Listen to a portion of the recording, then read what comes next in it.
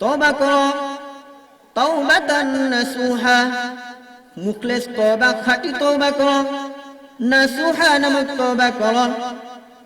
আল্লাহ রাব্বুল আলামিন তার বান্দাদের উদ্দেশ্য করে বলেন, হে আমার বান্দারা, তোমরা যতই গুনাহ করিয়া থাকো না কেন, সারাদিন তুমি গুনাহ করেছো, তোমার মাথা থেকে নিয়ে পা পর্যন্ত গুনাহ করেছো, প্রতিটি অঙ্গ প্রত্যঙ্গ তোমার আল্লাহ রাব্বুল আলামিনের নাফরমানি আর গুনাহতেই ভরপুর।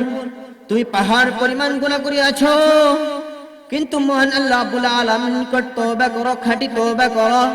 ও মুমিন, আল্লাহ রাব্বুল আলামিন তোমার তওবাকে কবুল করিয়া নিবেন, তোমার পিছনের জীবনের तमाम গুনাহগুলি maaf করে দিবেন। এইজন্য আল্লাহ রাব্বুল আলামিন বলেন, ইয়া আইয়ুহাল্লাযীনা আমানু তুবু ইলাল্লাহ, তুবু ইলাল্লাহি তাওবাতান নাসুহা,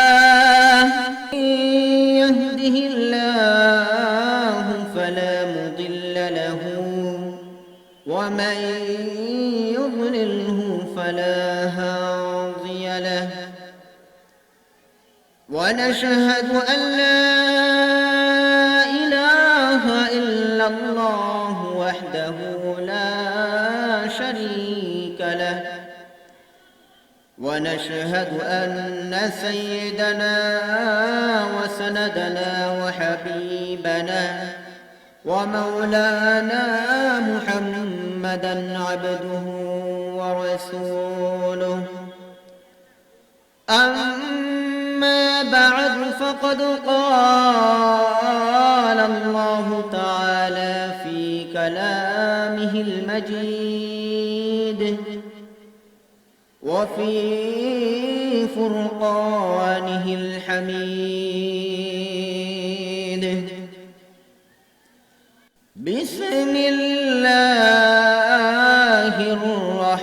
الرحمن الرحيم.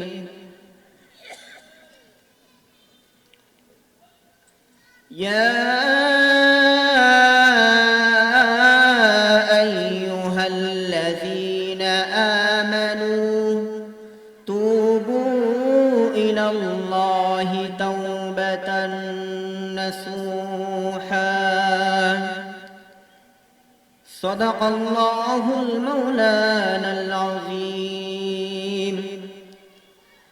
وقال رسول الله صلى الله عليه وسلم: التائب من الذنب كمن لا ذنب له، أو كما قال النبي صلى الله عليه وسلم.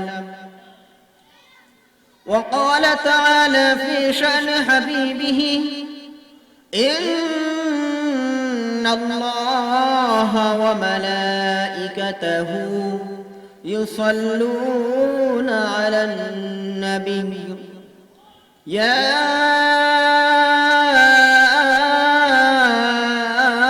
أيها الذين آمنوا صلوا عليه وسلموا تسليما. شكرا درود إبراهيم. اللهم صل على محمد وعلى آل محمد كما صليت على إبراهيم وعلى آل إبراهيم إنك حميد مجيد. محمد آكر كفر کو مٹایا،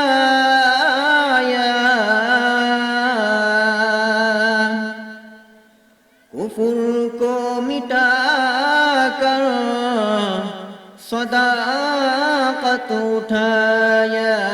بلغ العلا بكماله كشف الدجى بجماله، حسنت جميع خصاله صلوا عليه وآله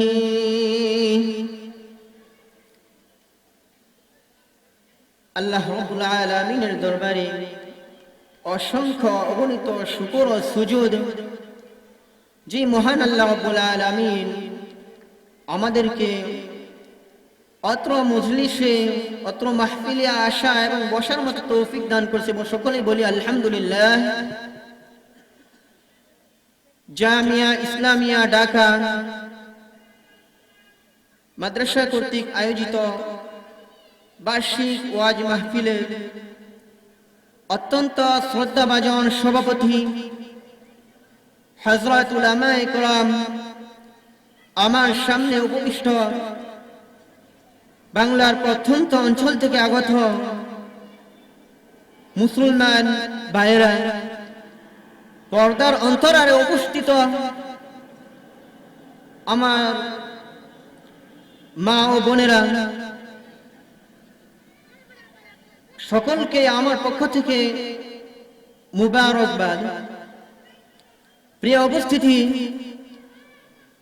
আমি আপনাদের সামনে পবিত্র কুরআন থেকে একটি আয়াত পাঠ করেছি।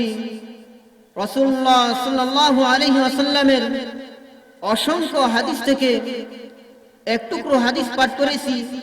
আল্লাহ রাব্বুল আলামিন যদি আমাকে তৌফিক দান করে এর উপর কিঞ্চিত আলোকপাত করার চেষ্টা করব ইনশাআল্লাহ। প্রিয় উপস্থিতি, আল্লাহ রাব্বুল আলামিন পবিত্র কোরআনে ঘোষণা করেন, ইয়া আইয়ুহাল্লাযীনা আমানু তুবু ইলাল্লাহি তাওবাতান নাসুহা। হে ঈমানদারগণ, তোমরা আল্লাহ রাব্বুল আলামিনের দরবারে তওবা করো, তাওবাতান নাসুহা, মুখলেস তওবা, খাঁটি তওবা করো, নাসুহা নামক তওবা করো। আল্লাহ রাব্বুল আলামিন তার বান্দাদের উদ্দেশ্য করে বলেন, হে আমার বান্দারা, তোমরা যতই গুনাহ করে থাকো না কেন, সারাদিন তুমি গুনাহ করেছো, তোমার মাথা থেকে নিয়ে পা পর্যন্ত গুনাহ করেছো, প্রতিটি অঙ্গ প্রত্যঙ্গ তোমার আল্লাহ রাব্বুল আলামিনের নাফরমানি আর গুনাহতেই ভরপুর। তুমি পাহাড় পরিমাণ গুনাহ করিয়াছো, কিন্তু মহান আল্লাহ রাব্বুল আলামিন নিকট তওবা করো, খাঁটি তওবা করো। ও মুমিন, আল্লাহ রাব্বুল আলামিন তোমার তওবাকে কবুল করিয়া নেবেন, তোমার পিছনের জীবনের तमाम গুনাহগুলি maaf করে দিবেন। এইজন্য আল্লাহ রাব্বুল আলামিন বলেন, ইয়া আইয়ুহাল্লাযীনা আমানু তুবু ইলাল্লাহ, তুবু ইলাল্লাহি তাওবাতান নাসুহা। এইজন্য রাসূল সাল্লাল্লাহু আলাইহি ওয়াসাল্লাম তার হাদিসে বলেন, আত-তাইবু মিনাজ যামবি কামান লা যামবা লাহ।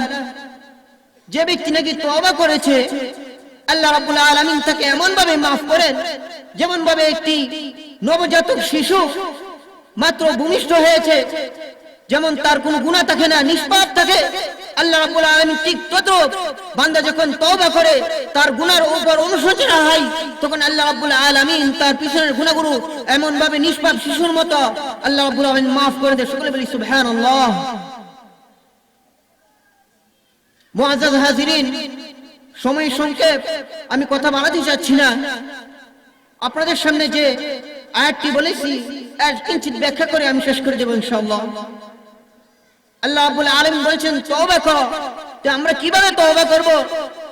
উলামায়ে কেরাম বলেন, মুফাসসিরিনে কেরাম বলেন যে তোমরা তওবা করবে, চারটি গুণ রয়েছে তওবার জন্য, চারটি শর্ত রয়েছে। তোমরা যে এই চারটি শর্ত পালন করতে পারো, তাহলে আল্লাহ রাব্বুল আলামিন তোমাদের তওবাকে কবুল আর মঞ্জুর করবেন। এক নম্বর শর্ত হলো যে তোমরা তওবা করলে তোমাদের অন্তরকে আল্লাহ রাব্বুল আলামিনের নিকট খালেস তওবা করতে হবে, তোমার নিয়তকে সঠিক করতে হবে।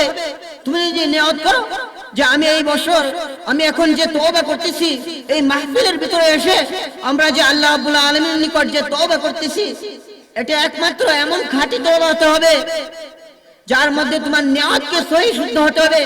দ্বিতীয় নম্বর হচ্ছে যে আমি যে তওবা করতেছি, যে গুনাহের জন্য অনুশোচনা হচ্ছে আল্লাহ রাব্বুল আলামিনের নিকট, ওই গুনাহের জন্য লজ্জিত হতে হবে।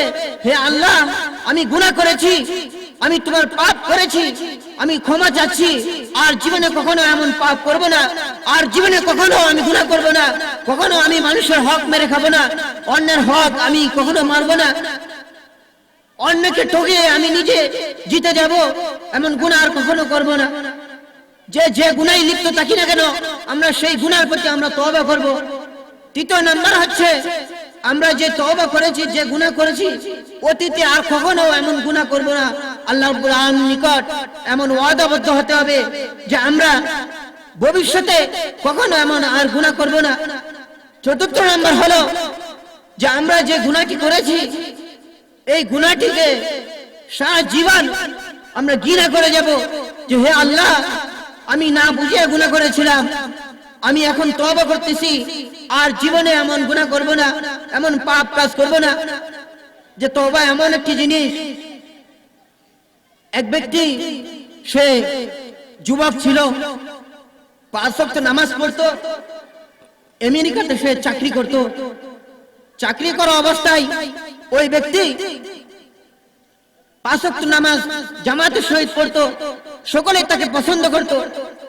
পছন্দ করার পরও ওই ব্যক্তিটি বয়স্ক হলো, সে যুবক বয়সে উপনীত হলো, তখন তার বিয়ের সংবাদ আসলো। তার বাসা থেকে বলতেছে তার বাবা মা যে তোমাকে বিয়ে করতে হবে, উপযুক্ত পাত্র খুঁজে দেখো। এটা বলার পর তাকে বলা হচ্ছে যে তুমি এখন বিয়ে করো। ওই যুবকটি বলতেছে তার বাবা মাকে যে হে আমার বাবা মা, আপনারা আমাকে বিয়ে করাইতে চাইতেছেন, আমি অবশ্যই বিয়ে করব, কিন্তু আমার ব্যক্তিগত একটি পছন্দ রয়েছে, আমি একটি মেয়েকে পছন্দ করি, ওই মেয়েকে আমি বিবাহ করব। এই কথা বলার পর মানুষ, তার বাবা মা বলতেছে ঠিক আছে, তোমার পছন্দের মেয়েকে যেহেতু তুমি বিয়ে করতে চাচ্ছ, আমরা তোমার মেয়েকে দেখতে চাই। বলার পর ওই ব্যক্তিটি গিয়ে তার সহপাঠী যে ম্যাডামের সাথে সে চাকরি করতো, তাকে সে পছন্দ করত, যে বলতেছে যে হ্যাঁ ম্যাডাম, আমি আপনাকে পছন্দ করি, সুতরাং আপনি আমাকে যদি পছন্দ করেন তাহলে আমি আপনাকে বিয়ে করার জন্য প্রস্তুত। এই কথা বলার পর ওই ব্যক্তিটি বলতেছে, ওই মহিলাটা সে ছিল অনেক সুন্দর রূপসী, তার দেহ অনেক সুন্দর ছিল, যে কেউ তাকে দেখে পছন্দ করবে। কিন্তু ওই মহিলাটা ছিল খ্রিস্টান মহিলা থাকার কারণে সে বলতেছে হে যুবক, আমিও তোমাকে পছন্দ করি, তোমার মতো সুন্দর দেহওয়ালা, এত সুন্দর শরীর, এত ভালো তুমি, এত স্বভাব, আমার সাথে দীর্ঘদিন 8 বছর ধরে তুমি চাকরি করতেছো, কোনো সময় আমি দেখি না যে তুমি একটি খারাপ আচরণ করতে কারোর সাথে। আমিও তোমাকে পছন্দ করি, কিন্তু তোমাকে আমি বিয়ে করব, একটি শর্ত রয়েছে। কি শর্ত? যে শর্তটা হলো আমি যেহেতু খ্রিস্টান আর তুমি মুসলমান, তাহলে অবশ্যই তোমাকে খ্রিস্টান ধর্ম গ্রহণ করতে হবে, তাহলে আমি তোমাকে বিবাহ করব। এই কথা বলার পর ওই যুবকটি চিন্তা ভাবনা করলো, হ্যাঁ আমি যদি তাকে বিয়ে করি তাহলে আমাকে খ্রিস্টান হতে হবে। 1 দিন 2 দিন 3 দিন এভাবে সময় যায়। সে 5 ওয়াক্ত নামাজ মসজিদে ইমাম সাহেবের পিছনে পড়তো। ওই 3 দিন ধরে সে আর নামাজে আসে না। বাসায় থেকে সে চিন্তা করতেছে যে হ্যাঁ আমি কি করব, একদিকে হচ্ছে আমার ইসলাম ধর্ম, আরেকদিকে হচ্ছে ওই সুন্দরী মহিলা, সুতরাং আমি কাকে দেব। সে যুবক চিন্তা করতে করতে বলতেছে ঠিক আছে, আমি অবশ্যই রাজি হয়ে যাই। সে যুবক ইসলাম ধর্মকে বাদ দিয়ে সে রাজি হয়ে গেল, ওই মহিলাকে বিয়ে করবে। বিয়ের প্রস্তাবে রাজি হওয়ার পর ওই মেয়ে তাকে 4টি শর্ত দিল।